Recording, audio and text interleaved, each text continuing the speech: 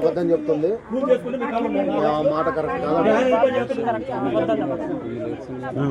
అని మనందరికీ వాళ్ళు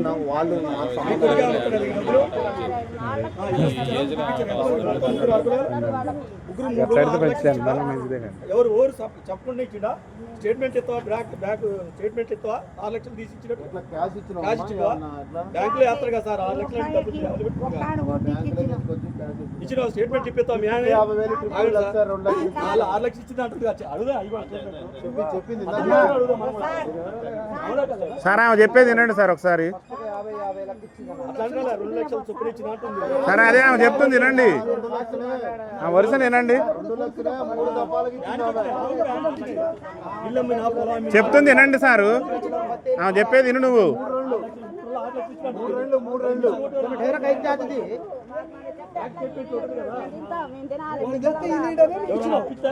కాదమ్మా ఎవరు అప్పిస్తే తీసుకొచ్చి ఇచ్చిండు ఆయనకి ఎవరికాడ ఇచ్చినావు వాళ్ళని కూడా తీసుకురా మేము ఇస్తే ఇచ్చినాం 6 లక్షలు నేను చెప్పేది ఇప్పుడు నీకేం కావాలా వాళ్ళు డబ్బులు ఇవ్వద్దు మీరు ఇవ్వద్దు ఇప్పుడు నుంచి మీరు మంచిగుండి ఒకళ్ళు నీ మీద ప్రేమ ఉంటున్నాం వాళ్ళు ఎప్పుడన్నా వచ్చి చూసిపోతాడు అంతేగాని ఇక నిన్ను వచ్చి తిట్టొద్దు అంతేగాని నీకు కావాల్సింది డబ్బులు అనే దానికి లేదు వాళ్ళు ఇవ్వాల్సింది మీరు ఇవ్వాల్సింది ఏం లేదు అంతేగాని నీకు కావాల్సింది నేను అడుగుతున్నావు ఇప్పుడు బిడ్డల కాల్చి డబ్బులు ఎంత అడుగుతున్నావు ఎంత అడుగుతున్నావు మరి నువ్వు చూసి ఓళ్ళు చూడలేదంటారు కదా వాళ్ళు ఇవ్వలేదంటారు మరి ఓరు సాక్ష్యం చెప్పు నువ్వు ఇచ్చిన అంటారు వాళ్ళు ఇవ్వలేదంటారు మరి ఓరు ఉండాలి దీని సాక్ష్యం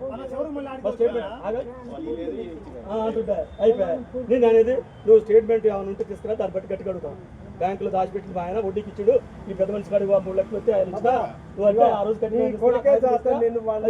నీకు డబ్బులు అంతేగా ఇప్పుడు నుంచి మీరు మంచిగా ఉండండి నాకేమొద్దండి డబ్బులుగా చెప్పు ఒకటే మాట చాలా ముందు మంచిగా నేను ఇచ్చిన మీరు ఇవ్వలేదంటున్నారు కాబట్టి దాన్ని భగవంతుడు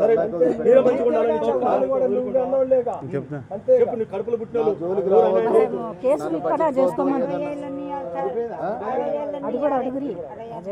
అడుగుతాను 2 లక్షలు ఇవ్వమంటున్నావు ఇస్తే ఆలోచించుకో మొదటికి ఆలోచించుకొని చెప్తావా మంచిగా ఆలోచించుకోమ్మా అతని కొడుకు వాళ్ళు బిడ్డలు ఓ సారు మళ్ళీ మీద పెట్టిన కేసు ముసలాం మీద పెట్టిన కేసు గురించి కూడా మాట్లాడదు 74 ఏళ్ల వయసులో కోర్టుకు పోయితే సార్ తల్లి మాట్లాడితే మా తప్పడరు మా నోర్లు ముప్పిత్తురు కానీ 74 ఏళ్ల వయసులో ఒక తల్లి మీద కేసు పెట్టే కూతుర్లురా మాట్లాడుతున్నా తప్పని మాట్లాడతారు ఆ డబ్బులు అయితే అబద్ధం అంటారు కోర్టు కేసారంటే వాళ్ళు డబ్బులు తీసుకున్నట్టే కదా సార్ అర్థం కోర్టు కేసారంటే 74 ఏళ్ల వయసులో ఒక తల్లి మీద కేసు వేసే బిడ్డలు ఈ ప్రపంచంలో ఉన్నారా చూపి దేశం మొత్తం మీద దొరలనే దొరకరు సావు బతుకులలో ఉన్న తల్లి మీద ఇట్లా కేసులు వేస్తారన్నాయా వాళ్ళ అమ్మ మీద కూడా వేశారు సార్ స్టేట్లో ఎవరు లేరండి ఇది ఇంత ఘోరం అండి కన్న తల్లి అండి పేగు తెంచుకొని పుట్టింది ఆమె కడపలో పుట్టి ఆమెనే ఇష్టం పెడతారా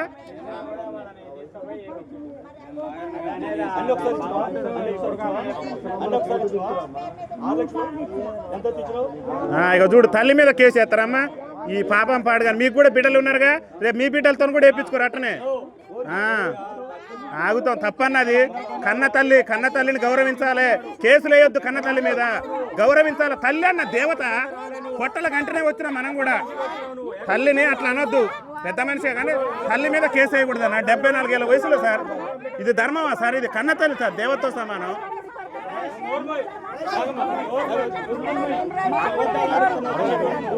నేను పచ్చి నిజాలు చెప్పిస్తున్నావా నువ్వు తల్లి మీద కేసులు పెట్టమని చెప్తున్నావా నువ్వు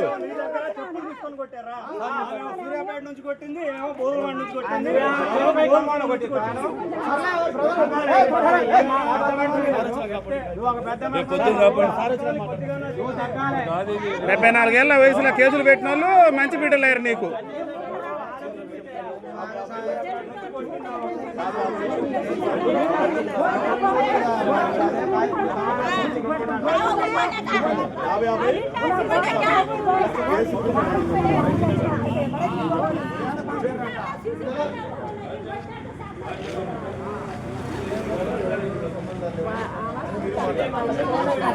అన్నతల్లి మీద కేసు ఏంది ఈ పాపం పాడుగాను రేపెల్లిండి తెచ్చే ముసలి దాని మీద సొమ్ము కోసం అన్నం తినేవారా ఇది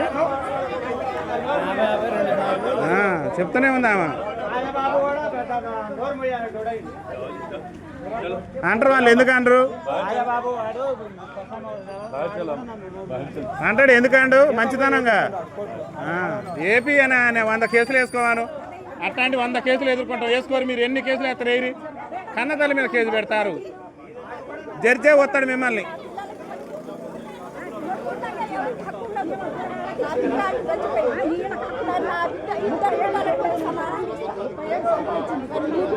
పొలం కూడా వాళ్ళు అయ్యి ఉన్నప్పుడు అమ్ముకున్నాడు ఈయన పేరు మీద పట్టా కూడా కాదు ఈయనకి ఎక్కను కూడా ఎక్కలు వాళ్ళు అయ్యి అమ్ముకున్నాడు ఎట్లా వస్తుంది సార్ హక్కు మనం కూడా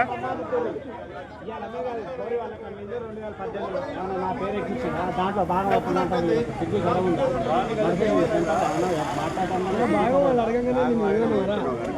ఇవ్వటం కాదు సార్ నేను ఒక మాట చెప్తున్నా సార్ కోడలు అయితే సారు కోడలు ఒక బిడ్డ లెక్క చాకరీ చేస్తాం సార్ రోజు స్నానం చేపి మేము మా ఊళ్ళో ఉండి చూస్తున్నాం కదా సార్ బాధ ఒక్కరోజు ఒక్క బిడ్డ రాలేదు సార్ ఎందుకు రానేరు సార్ బిడ్డల తల్లి కాడికి రానేరా సార్ అంత కఠినంగా ఎవరైనా ఉంటారా స్నానం చేపించి అన్నం తినిపించి ఒక కన్న బిడ్డ లెక్క సార్ ఆమె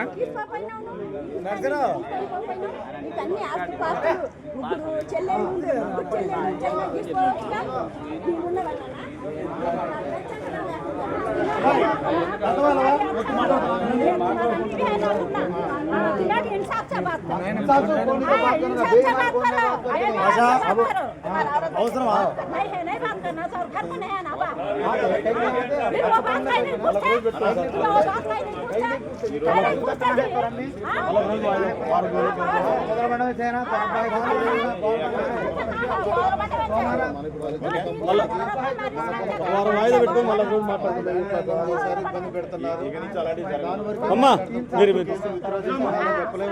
డబ్బులు ఆధారం లేని డబ్బులు పెట్టి మనం ఒక వారం ఆగండి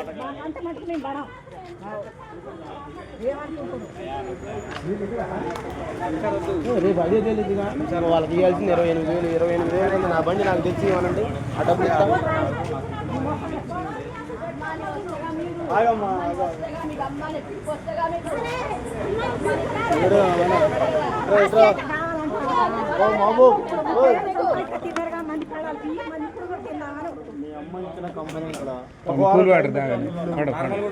నార్మల్ వాటి గురించి మేమేం మాట్లాడలేము మేము మాట్లాడగలిగింది ఇప్పుడు వాళ్ళు కోర్టుకు వేశారు ఇల్లు ఆ కోర్టు పరిధిలో ఉంది కోర్టు డిసైడ్ చేసేదాకా పొజిషన్లో ఉన్న వాళ్ళు వచ్చి డిస్టర్బ్ చేసే హక్కు ఎవరికి లేదు వాళ్ళకి ఆర్డర్ వస్తే అప్పుడు పోలీసులు యాక్షన్ తీసుకొని మేము వెళ్ళి వెకెట్ చేపిస్తాం అప్పటిదాకా పొజిషన్లో ఉన్న వాళ్ళు ఎవడు వచ్చి అనడానికి ఏం లేదు ముసలమ్మను వచ్చి ఇబ్బంది పెట్టి ఆమెను చికా చేయడానికి ఏం లేదు మీరు ఇచ్చిన పిటిషన్లల్లో వీటి వరకే మేము సాల్వ్ చేయగలం ఇంకా కోర్టు పరిధి కానీ డబ్బులు ఇచ్చిన విషయం అనే డాక్యుమెంట్ కానీ ఏమైనా ఎవిడెన్స్ ఉంటే ఇది అని చెప్పి మేము మాట్లాడగలం మేము వీటి గురించి మేము మాట్లాడలేము మీ జోలికి రాకుండా మీ ఇంటి మీదకి వచ్చి ముసలమ్మని ఇబ్బంది పెట్టకుండా చేయకుండా అంతవరకు వాళ్ళ దగ్గర కాగితం రాయించుకొని మనం వాళ్ళని ఫిక్స్ చేయించగలం అంతవరకు అయితే మనం చేయగలం ఏంది ఇది జరిగేది ఇక డబ్బుల వాళ్ళ విజ్ఞత వాళ్ళు న్యాయంగా ఇచ్చిందంటే మాకు 2 కాదు 50 ఇచ్చిందా 10 ఇచ్చింది అనేది వాళ్ళకి రూపాయి కూడా వచ్చిన పరిస్థితులు లేదు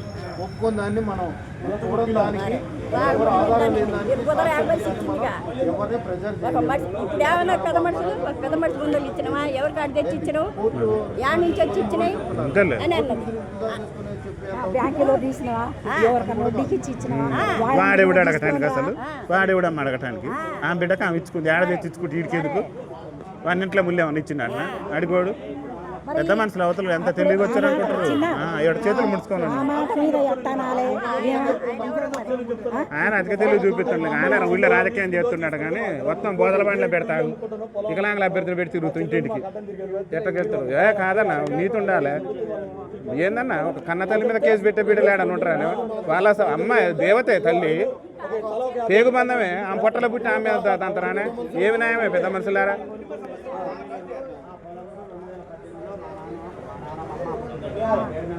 నేను అమ్ముకోలేదు మా నాన్న అమ్ముకున్నాడు. ఉన్న ట్యాంక్స్ అన్న ఏం పేరు నీ పేరు?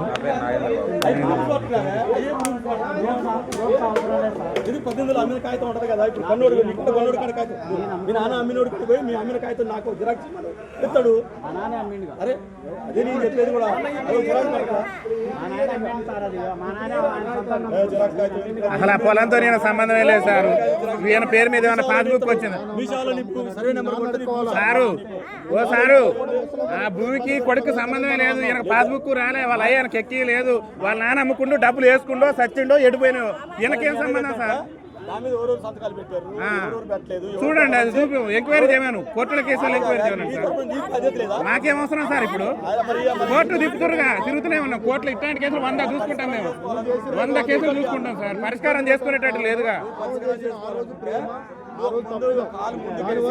ఆర్టీఏ చట్టం ప్రకారంగా ఎంఆర్ఓ గారికి కాగితాలు ఇచ్చింది. మా నాన్న సర్వే నెంబర్ మీద భూమి అమ్మిండు, దాని మీద ఎవరు సంతకాలు ఉన్నాయి, నాకు డాక్యుమెంట్ కావాలి. ఈయన ఇది అదే మాట ఇది. డాక్యుమెంట్లు తెచ్చిస్తాం మేము. అక్క తెలివి నువ్వు కోర్టుకు పోవాలి, నీకు 1000 రూపాయలు అయితే వాళ్ళ ముగ్గురు 3000 పెట్టుకోవాలి. నువ్వేందో ఒకటే ఇదైతున్నావు, నాకు అర్థం కదా. అట్లాంటి కేసులు 100 ఎదుర్కోవచ్చురా? నువ్వేం ఏ విధైతున్నావు స్వామి? ఏముంది కేసులకే ఉంది డాక్టర్ గారు? నాకు అర్థం కాదు. ఈయనకే వచ్చింది పెద్ద కోర్టు. కమ్మటి అక్కడ కమ్మటి చెల్లెలూరు. ఓ అన్న, కోర్టు కేసులు ఏం చేయలేదే. 100 కేసులు వేసుకోవాలి. నేను చెప్తున్నా కదా, మేము పోతాం. సంతకం కాదు, కొడుకు తెలియకుండా అమ్మారు.